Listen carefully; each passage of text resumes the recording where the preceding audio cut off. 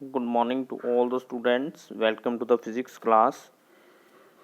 In the last lecture, we discussed terms related to the spherical mirrors. In that, we discussed some of the definitions like center of curvature, radius of curvature,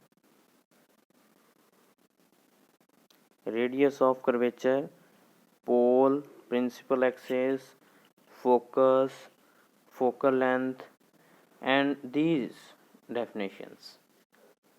So let's revise these definitions. What was the center of curvature? It is the center of sphere. Okay, it is the like this. This is a sphere. Okay, and let's we cut this sphere from here. What will be the left part? If we remove this part, the left part is this, and this part is known as spherical mirror. Okay, so ये जो आपका spherical mirror है, ये वाला, ये किसका part है? This is the part of this sphere. ठीक है, तो इस स्फीयर का सेंटर भी होगा. वो कैसे निकालते हैं? See here, this is the spherical mirror. इसका सर्कल अगर अपने पूरा करें, then it completes one circle. इसका जो सेंटर होगा, that will be the centre of curvature. So likewise we have radius of curvature. The radius of sphere is known as radius of curvature. जिस sphere का वो part होगा. उसके बाद पोल. देखो, ये हमारा है स्फीरिकल मिरर. अब स्फीरिकल मिरर का जो सेंटर होगा वो इसका होगा पोल. तो दिस इज द पोल. इसको अगर डायग्राम में देखेंगे तो बढ़िया समझ में आएगा. ये देखो बेटा, अगर यहाँ पे आप देखोगे तो ये हमारा है, see here students, this is our spherical mirror. तो ये हमारा कॉन्वेक्स मिरर है. अब इसको अगर पूरा बनाएंगे, ये जैसे बनाया हुआ है, तो ये एक सर्कल पूरा करता है. उस सर्कल के सेंटर को हम बोलते हैं centre of curvature.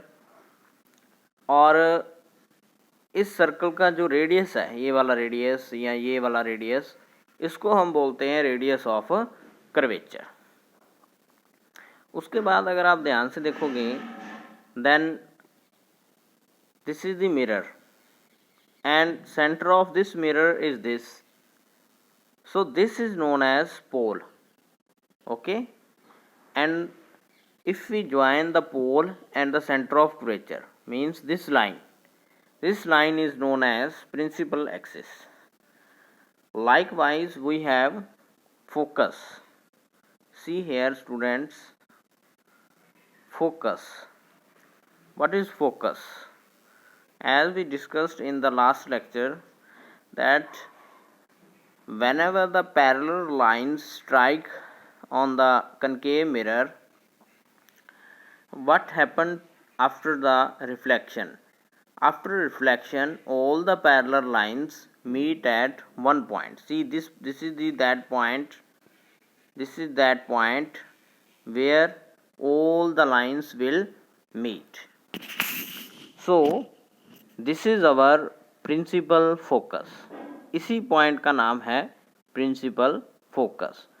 And the distance between pole and this is pole, this is focus, and this distance is known as focal length. इस distance को क्या कहते हैं? focal length. तो ये definitions बेटा हमने की थी. Now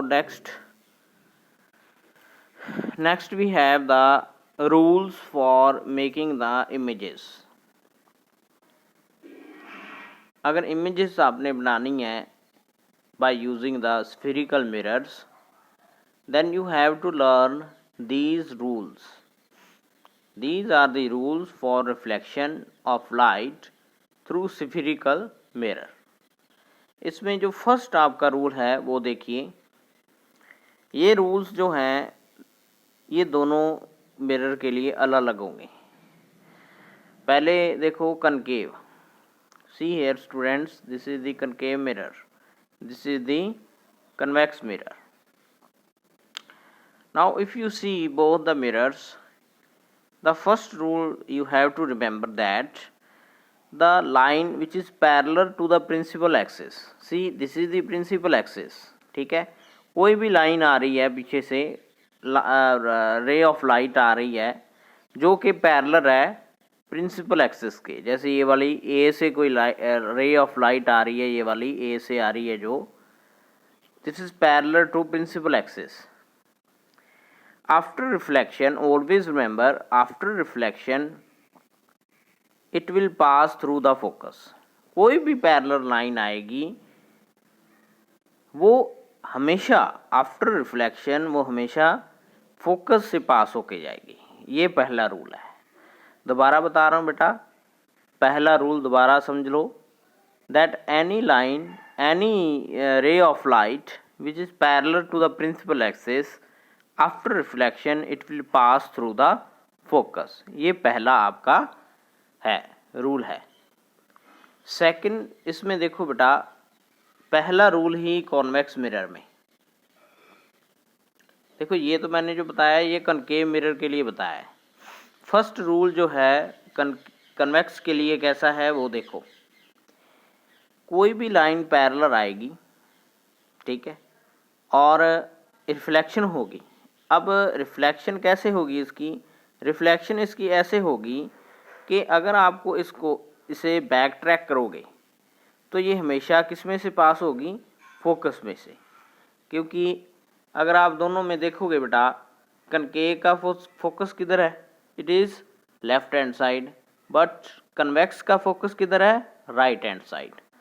तो इसमें बच्चे ये जो रे ऑफ लाइट है ये ऐसे जाएगी, और ये अगर इसको बैक ट्रैक करोगे तो ये ऐसे लगेगी कि फोकस में से आ रही है। तो इस तरीके से बेटा ये फर्स्ट रूल है। उसके बाद सेकंड रूल देखो बेटे, सेकंड रूल हमें क्या कहता है, सेकंड रूल फर्स्ट रूल से उल्टा है।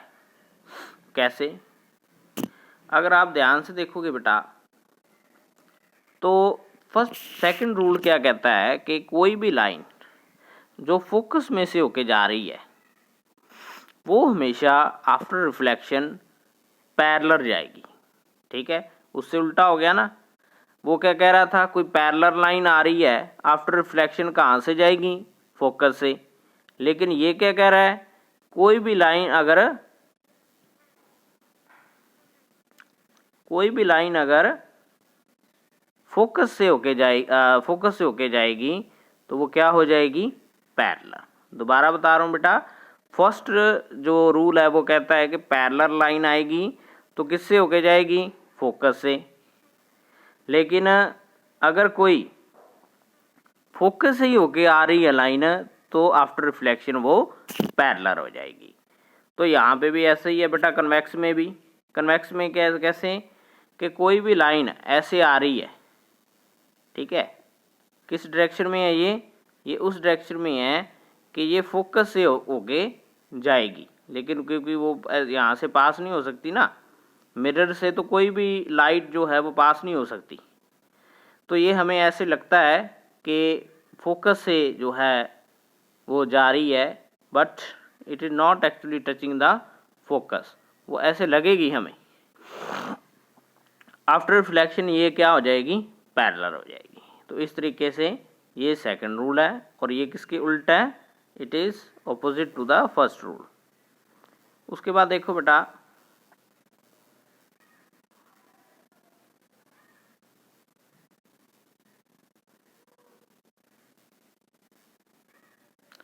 उसके बाद हमारे पास जो थर्ड रूल है वो देखो,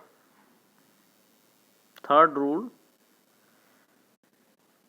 रूल में क्या है बेटा कि कोई भी लाइन जो है वो सेंटर में से होके जा रही है, अगर कोई भी लाइन जो है, कोई भी लाइट जो है वो सेंटर में से होके जा रही है तो वो उसी रास्ते ही वापस चली जाएगी। जैसे वो आई थी वैसे ही वो वापस चली जाएगी।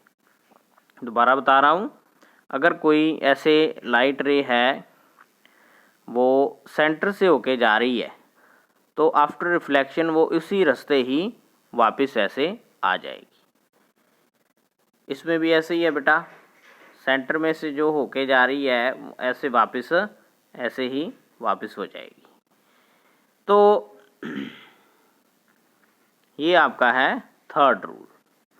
उसके बाद देखो फोर्थ रूल। फोर्थ रूल में क्या है बेटा कि अगर आप ध्यान से देखोगे डायग्राम को तो ये बहुत सिंपल है। इसमें क्या है कि कोई भी जो लाइन है वो पोल से आके टकराती है। देखो ये रे ऑफ लाइट है, ये ऐसे आ रही है, पोल से आके टकराई, ठीक है। तो देखो ये एंगल कितना बनेगा, ये आई एंगल बनेगा, ठीक है। अब ये देखो रिफ्लेक्ट, आफ्टर रिफ्लेक्शन ये वापस जाएगी तो ये कितने एंगल पे जाएगी, आर के, ठीक है।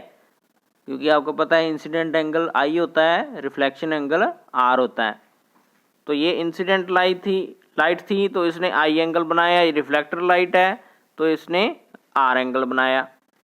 यहाँ पे रूल क्या है, रूल क्या कहता है, रूल ये कहता है कि दोनों एंगल बराबर होंगे।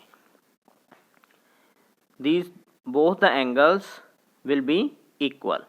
अगर ये ऐसे करके यहाँ पे 20 डिग्री पे आ रही है ना, वहाँ से ये ऐसे करके कितने एंगल पे आ रही है, मान लो 20 डिग्री एंगल पे आ रही है तो ये वापस भी कितने पे जाएगी, 20 डिग्री पे। तो इस तरीके से ये आपका फोर्थ रूल है जो आपने याद रखना है। ये कनकेव और कन्वेक्स में दोनों में ही ये रूल जो है वो सेम है, क्योंकि यहाँ पे भी वही है और यहाँ पे भी वही है। तो these were the rules of reflection through spherical mirror. ये आपने बेटा याद रखनी है और इन्हीं के बेस के ऊपर अपने इमेजेस बनाएंगे आगे। Thanks for attending the class.